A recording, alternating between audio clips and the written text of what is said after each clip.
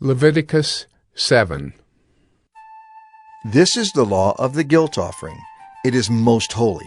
In the place where they kill the burnt offering, they shall kill the guilt offering, and its blood shall be thrown against the sides of the altar, and all its fat shall be offered, the fat tail, the fat that covers the entrails, the 2 kidneys with the fat that is on them at the loins, and the long lobe of the liver that he shall remove with the kidneys. The priest shall burn them on the altar as a food offering to the Lord. It is a guilt offering. Every male among the priests may eat of it. It shall be eaten in a holy place.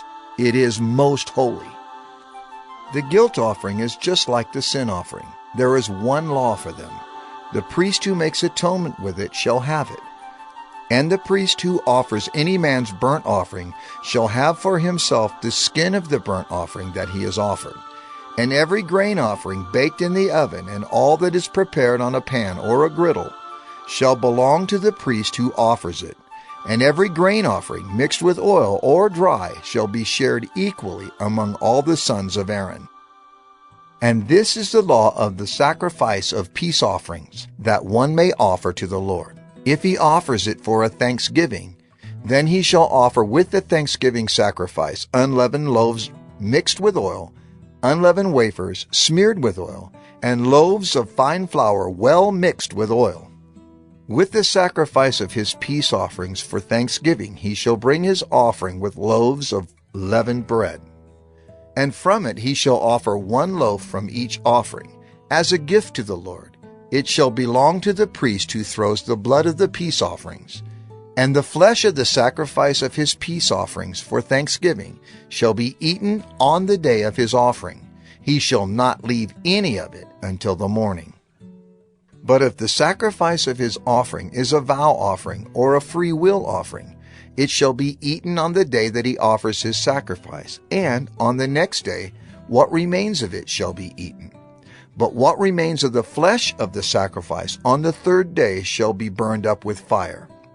If any of the flesh of the sacrifice of his peace offering is eaten on the 3rd day, he who offers it shall not be accepted, neither shall it be credited to him. It is tainted, and he who eats of it shall bear his iniquity. Flesh that touches any unclean thing shall not be eaten. It shall be burned up with fire. All who are clean may eat flesh, but the person who eats of the flesh of the sacrifice of the Lord's peace offerings, while an uncleanness is on him, that person shall be cut off from his people. And if anyone touches an unclean thing, whether human uncleanness or an unclean beast or any unclean detestable creature, and then eats some flesh from the sacrifice of the Lord's peace offerings, that person shall be cut off from his people. The Lord spoke to Moses, saying, Speak to the people of Israel, saying, You shall eat no fat of ox or sheep or goat. The fat of an animal that dies of itself, and the fat of one that is torn by beasts, may be put to any other use, but on no account shall you eat it. For every person who eats of the fat of an animal of which a food offering may be made to the Lord shall be cut off from his people. Moreover, you shall eat no blood whatever, whether of fowl or of animal, in any of your dwelling places. Whoever eats any blood, that person shall be cut off from his people. The Lord spoke to Moses, saying, Speak to the people of Israel, saying, Whoever offers the sacrifice of his peace offerings to the Lord shall bring his offering to the Lord from the sacrifice of his peace offerings. His own hands shall bring the Lord's food offerings. He shall bring the fat with the breast, that the breast may be waved as a wave offering before the Lord. The priest shall burn the fat on the altar, but the breast shall be for Aaron and his sons. And the right thigh you shall give to the priest as a contribution from the sacrifice of your peace offerings. Whoever among the sons of Aaron offers the blood of the peace offerings and the fat shall have the right thigh for a portion.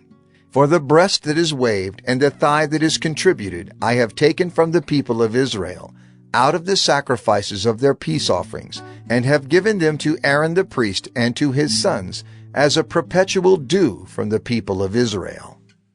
This is the portion of Aaron and of his sons from the Lord's food offerings, from the day they were presented to serve as priests of the Lord.